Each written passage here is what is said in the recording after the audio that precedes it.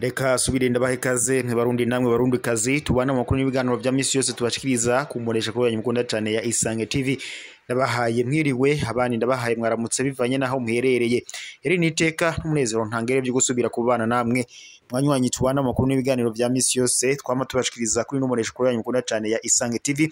Mbonesha kure imwe rudende bashikiriza makuru n'ibiganiro utosanga kuzindi mbonesha kure ibakorera amatohoza mu makuru haba muri politike haba mu nkino haba mu ipereza haba mu ndero agateka kazi na muntu ndetse n'amakuru aba ariko aravugwa ngaha mu kibano.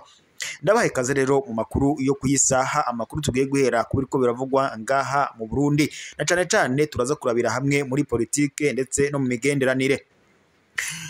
Perezida w'Uburundi Evariste Ndayishimiye mu gihe ariko arabagabisha abacamanza ngo bo batariko baracira imanza neza abanyagihugu uko bikwiye. Kuri ubu rero bamuciye ruhinga wari urongoye igisoda c'u Burundi Prime Niyongabo. Biravuga ko kuri ubu ngubu yoba yuriye indege yishikanye muri Republika iharanira intwaro rusange ya Kongo aho yitavye ubutumire bwa Colonel Nanga urongora ihuriro rya AFC ndetse n'umugwi twajirwanisho wa M23. Biravuga ko rero muri iyi nama yatumijwemo na Colonel Nanga yoba yahuriyeyo n'uwashatse gutembagaza ubutegetsi bw'u Burundi mu mwaka wa 2015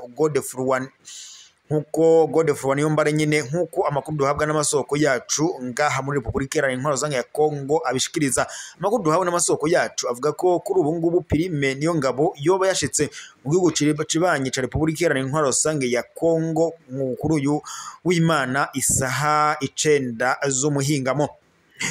Biri kuvugwa ko rero kuri ubu Prime Niyongabo yoba yitavye inama yagirishwaga na Colonel Nanga urongoye ihuriro rya AFC ndetse n'umugwi witwaje ibigwanisho wa M23. Makuru aturuka mu gihugu cyacu c'u Burundi na cane mu bivanye na politike biravuga ko kuri ubu Prime Niyongabo yoba ashaka kwihuza n'ihuriro rya M23 ndetse na AFC na cane kubera ko Godefroid Niyombare yamaze nawe kwihuza n'ihuriro rya M23. Kuri ubu rero bivuga ko Prime Niyongabo yagiye muri iyo nama barabire hamwe uko bopanga umugambi wo gufasha Godefroid Niyombare yo kwinjira mu gihugu cy'u Burundi. Nkuko mu minsi ishize mwamye murabyumva ku mbuga ngurukana bumenyi zitandukanye haravugwa kudeta bikavuga ko Prime Niyongabo yoba ariko aranyonorana mu butegetsi na Perezida w'u Burundi Evariste Ndayishimiye. Bamwe bavuga ngo Prime Niyongabo ashaka kuzosubirira Evariste Ndayishimiye, gusa amakuru ahari nuko Prime Niyongabo yoba afisanye umugambi ntangere na Godefroid Niyombare kugira bashaka ukuntu bazohirika ubutegetsi bw'u Burundi burongowe na Perezida Evariste Ndayishimiye. Amakuru rero yavuye mu kinyigiro natwe twahawe n'amasoko yacu mubegereye aho iyo nama yariko irabera nyene ngaho mu gihugu kibanyi ca Republika Iharanira Intwaro Rusange ya Kongo Kinshasa. Biri kuvuga ko iyo nama harimo ingingo nkuru zafatiwemo. Icambere harimo kuba ngo igisoda c'u Burundi gishaka kuvanwa muri Republika Iharanira Intwaro Rusange ya Kongo. Ivyo biraza kugirwamo uruhara rukomeye na Prime Niyongabo. Iyindi ngingo bariko barigaho bariko barashakisha ukungene Godefroid ngo yo kwambukira muri Republika Iharanira Intwaro Rusange ya Kongo agashika mu gihugu kibanyi arico nyene c'u Burundi aho ari cyo gihugu ciwe c'amavuko. Gusa amuyandi indi ngingo yoba iko irafatirwamo muri iyo nama nyene irongowe na Colonel Nanga ndetse na Prime Niyongabo yatumiwemo ikaba ndetse na Godefroid Niyombare nawe ari muri iyo nama. Indi ngingo yoba iriko iraganirirwaho ngo nukungene Godefroid yohabwa imbaraga ndetse n'ibigwanisho n'umugwi twaje igwanisho wa M23 bakamufasha gushika mu gihugu c'u Burundi. Nubwo rero ni ubugambanyi buteye ubwoba Prime Niyongabo yoba ariko arakorera igihugu c'u Burundi cyane umukuru w'igihugu c'u Burundi Evariste Ndayishimiye mu gihe adahengeshanya kuvuga ko azokwama yiteguye umwe wese yazodurumbanya umutekano w'igihugu c'u Burundi. Prime Niyongabo byaramye bavugwa na cane mu ntwazangabo zikomakomeye n'abanyapolitike bakomeye. Uravye cyane ntabwo biyumvamo umukuru w'igihugu c'u Burundi Evariste Ndayishimiye. Nta yindi mvo n'imvano rero, imvo nuko hari abo baba barasizwe mwiraryi ry'uwari perezida w'u Burundi mu boyitaga ngo ni sokuru w'abarundi ari we Pierre Nkurunziza. n'uyu rero Prime Niyongabo nawe aracitisa ko ngo yoba akiri mwirage rya perezida wari arongoye igihugu cy'u Burundi ari we perezida Pierre Nkurunziza. Gusa mu batavuga rumwe rero n'ubutegetsi bw'u Burundi nabo barashigikiye iyi ntahe ya Prime Niyongabo yo kuba ashaka guhirika ubutegetsi bwa leta y'u Burundi irongowe na perezida w'u Burundi Evariste Ndayishimiye n'umugambwe CNDD-FDD. Mu makuru duhabwa n'amasoko yacu rero murabizi neza ko mu myaka yaheze mwaka wa 2015 Prime Niyongabo doko uyu Godefroid Niyombare murabizi neza ko yari yigeze kugira uruhara muri coup d'etat yari yakorewe umukuru w'igihugu wari umukuru w'igihugu cy'u Burundi Pierre Nkurunziza. Ico gihe rero murabizi neza ko byaratutumbye amagambo aba menshi ku mbuga ngurukana bumenyi bivuga ko perezida w'u Burundi Pierre Nkurunziza yakowe yaciye asimbugwa na Godefroid Niyombare. Ntivyatevye kabiri rero Perezida Pierre Nkurunziza yaciye yongera yisubiza ubutegetsi biza no gutera intambara n'imvururu mu gihugu cy'u Burundi ndetse biza kurangira abanyagihugu b'u Burundi bahungiye mu bihugu bibanyi bitandukanye harimo n'u Rwanda. Byarabaye rero amajambo menshi cyane ku mbuga ngurukana bumenyi biravugwa haza kuzamwo kunyororana hagati y'ubutegetsi bw'u Rwanda ndetse n'u Burundi na cyane rero leta y'u Burundi kagiriza leta y'u Rwanda ko yoba ngo icumbikiye abansi b'igihugu cy'u Burundi aha bashaka kugira bavuge abo barahungiye mu gihugu kibanye nyene cy'u Rwanda. Prime Niyongabo rero nubwo yabandanyije akaba arongoye igisoda cy'u Burundi vyamye biravugwa cyane bikavuga ko ngo yoba ashaka guhirika ubutegetsi bw'u Burundi burongowe na perezida Evariste Ndayishimiye. Bamwe bati ashaka kuzomusubirira abandi bati azomugambanira vyaravuzwe cyane gusa nyene tubandanya tubona amakuru ari yayandi atagihinduka. Gusa mu buhanga bwa Prime Niyongabo yama biravugwa ko yoba yaramaga akorana mu kinyegero n'abari hanze y'igihugu abo perezida Evariste Ndayishimiye yita abanzi b'igihugu na cyane rero uyu Godefroid Niyombare nkuko bamwagirizaga kuba ari we yari yagize uruhara muri coup d'etat yari yakozwe mu mwaka wa 2015. Babandanyereje rero kuja barahana amakuru akamubarira kungene byo babyifashe kugeza nubwo rero mu makuru twahawe n'amasoko yacu mu minsi yaheze batoreraga kuri ubu ngubu Prime Godefroid Niyombare yoba yarajabutse agaca ajya kwihuza n'umugwi wa M23 ndetse kuri ubu ngubu yoba akorana mu kinyegero na Corneille Nanga. Kuri ubu rero nyuma yaho byakomejwe biravugwa gusa nyene burya ngo ntanduru ivugira ubusa. Kuri ubu rero biravuga ko Corneille Nanga urongora ihuriro rya AFC ndetse n'umugwi twaje Rwanda wa M23 yoba yari yahaye ubutumire urongora igisoda cy'u Burundi Prime Niyongabo ngo baze guhurira Kinshasa bagire ivyo baganira nkuko twababariye zimwe mu ngingo zafatiwe muri iyo nama. Prime Niyongabo rero aciye asinya kuri ayo masezerano yo kuzemera kohereza abasoda b'u Burundi mu gihugu kibanye ca Kongo ngo baje gufasha Corneille Nanga ndetse na Godefroid gutahuka mu gihugu cy'u Burundi. Iyi ni riyeri rikomeye cyane muri politiki y'u Burundi byo bigiye kubeshwa perezida w'u Burundi Evariste Ndayishimiye na cyane ko yama afise umugambi wo kohereza abasoda mu gihugu kibanye ca Kongo ngo baje gufatikanya n'umugwi twaje n'igisoda ca leta ya Kongo FARDC guhangana n'umugwi twaje M23.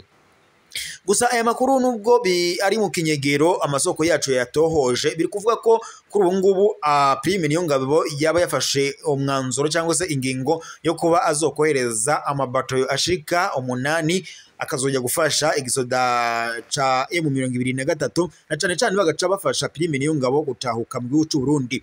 Ni coup d'etat rero iteguwe mu kinyegero. Prime Niyongabo yifatikanyije na Corneille Nanga ndetse na Godefroid Niyombare baratembagaza ubutegetsi bwa perezida w'u Burundi Evariste Ndayishimiye n'umugambwe CNDD-FDD. Muri CNDD-FDD rero gushika magengaya nubwo bantangire abagumyabanga b'umugambwe CNDD-FDD barafise ubwoba ndetse na perezida w'igihugu cy'u Burundi Evariste Ndayishimiye nawe uravye nta mahoro yifisemo kuko coup d'etat yamaze kunuka mu gihugu cacu cy'u Burundi.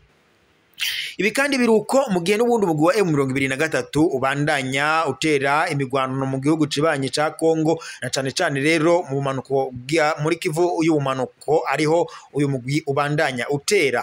Uyu mugwi rero uvuga ko vyoroshe cyane guca ujabuka winjira mu Burundi. Kufa rero uyu mugwi wa M23 wakongera kwadukana ingwano muri Republika Iharanira Intwaro Rusange ya Kongo. Abanyekongo batari bakeyi bamaze gushika mu gihugu kibanye arico cacu c'u Burundi nyene, bikanavuga ko rero abatari bakeyi baciye bajanwa mu bibanza bitandukanye ngo babe ariho bo koherezwa abakubandanye bitabwaho nk'impunzi. Reka rero twibandanirize n'ubundi amakuru yacu kuburiko biravugwa ngaha mu Burundi, nubwo perezida w'u Burundi Evariste Ndayishimiye yamashaka icoteza imbere igihugu cacu c'u Burundi, abansi biwe harimo na Prime Niyongabo aramugendera ndetse ariko aramugambanira mu kinyegero. Gusa umukuru w'igihugu cacu c'u Burundi ntahengeshanya kwama ashaka ibikorwa vy'iterambere ry'igihugu cacu c'u Burundi. Kuri ubu rero umukuru w'igihugu cacu c'u Burundi Evariste Ndayishimiye ariko aragabisha abacamanza baza ngo baraca imanza za ngondagonde hamwe ndetse ngo n'abanka gushira mu ngiro imanza ziba zaciwe ko bagiye gufatirwa ibihano. Ivyo perezida w'u Burundi rero Evariste Ndayishimiye abishikirije mu gihe ngo buri munsi yakira ibirego birenga 50 by'abantu barenganijwe n'ubutungane ngaha mu gihugu cacu c'u Burundi. Akamenyesha ko agiye rero kugendera intara zose zigize igihugu cacu c'u Burundi kugira ngo yirabire ko imanza zose zaba zase gushirwa mu ngiro zagiye mu ngiro cankwe ngo yifatire ingingo nk'umukuru w'igihugu. Nkuko rero abandanya abivuga, avuga ko abanyazwe nabo utwabo amatongo n'ibindi bitandukanye ngo bazogera mu ntara zose bazogende mu ntara zose babimenyeshe n'abandi bafise imanza zitarashirwa mu ngiro. Umukuru w'igihugu c'u Burundi rero mu gihe yama rwose ashaka icoteza imbere igihugu cacu c'u Burundi, abasibe bo ntabwo baba bicaye. Muyandi makuru tubandanije n'ubundi kuri ko biravugwa, guhera mu gatondo imirwano yabereye ahitwa Nyavyondo hafi ya Warikare. Iyi n'imirwano yongeye kubura muri Republika Iharanira Intwaro Rusange ya Kongo. N'imigwano rero iriko irahuza umugwa M23 ndetse n'igisoda ca Republika Iharanira Intwaro Rusange ya Kongo FARDC, nabo bafatikanyije guhangana n'uyu mugwi harimo gisoda ca leta y'u Burundi FDNB ndetse n'umugwi witwaje irwanisho wa FDLR. Gusa amakuru twahawe n'amasoko yacu biravuga ko kuri ubu ngubu Wazalendo ngo yoba yamaze kwihuza bamwe mu bagwanyi b'umugwi witwaje irwanisho wa Wazalendo bamaze kwihuza n'ihuriro rya AFC ndetse bishikanyeyo bo bagiye gutanguza urugamba ngo babuhore mu bice bitandukanye ngo leta ya Kongo yaba yarigaruriye ngo ibandanya ibuze uburenganzira abanyagihugu b'abanyekongo. Amakuru rero adushikiye avuga ko Nyavyondo hamaze gufatwa na M23 goko aho haca hakurikira Warikare batera binjira mu nkambi y'impunzi iri Kisangani. Abasivile baba Nyavyondo ngo biriwe barahunga nkuko byamye biragaragara ku masanamu atandukanye ndetse n'amakuru ariko araturuka muri Republika Iharanira Intwaro Rusange ya Kongo no kumbuga ngurukana bumenyi zitandukanye ariko aragenda abidushikiriza. Reka rero mwe babanyitwa banaga makuru y'ibiganiro bya misi yose twariko turabashikiriza kuri iyi saha. Reka makuru yacu tube tuyasozereye ngaha yo kuri uyu mugoroba. Turaza gusubira amakuru araza kubagezwe ko mwijoro, turaza kurabira hamwe ibiza kuba biriko biravugwa mu makuru n'amatohoza aba yadushikirijwe n'amasoko yacu tuba twohereje mu mihingo itandukanye. Reka rero ntere yambo mwese mudukurikira muri bice bitandukanye bwizwe igihugu cacu c'u Burundi, nk'abari mu ntara nka Kayanza, Karusi, Bubanza, Gitega, Muramvya, Makamba, Bujumbura, Rugombo, Rumonge, Nyakabiga ndetse n'izindi ntara zose zigizwe igihugu cacu c'u Burundi ntabashije kudondora. Sino kwibagirira abadukurikira bari mu mitumba itandukanye, uducimbiri, amazone n'ahandi hatandukanye mubandanya mudukurikiranira muherereye. Ega kandi ntere yambo badukurikira bari mu bihugu bibanye nka Republika Iharanira Intwaro Rusange ya Kongo, Tanzania, Uganda, Mozambique, Zimbabwe, Zambia ndetse n'u Rwanda n'ahandi ijya nino kwisi hatandukanye, n'abadukurikira bari hakurya y'amazi manini mwese ndabateye yambo. Reka ndabibutse mu fyone sabone na partage kugira muze murabambere kubona amakuru n'ibiganiro tubashikiriza kuri no mbonesha kuri yanyu mukunda cyane ya Isange TV, mbonesha kure imwe rudende bashikiriza amakuru n'ibiganiro utosanga ku zindi bonesha kure, haba muri politike, mu nkino, mu ndero, agateka kazi na muntu, mwiperereza ndetse n'andi yose abanyagihugu muba mwanyegejwe. Bonesha kure yanyu mukunda cyane imwe rudende ariyo ya Isange TV ibashikirayo ikabatorokaniza ayo makuru yose ku buryo bw'idonido. Reka rero tube dusozereye amakuru yo kuri iyi saha ngaha, turaza gusubira mu makuru yacu yo mwijoro.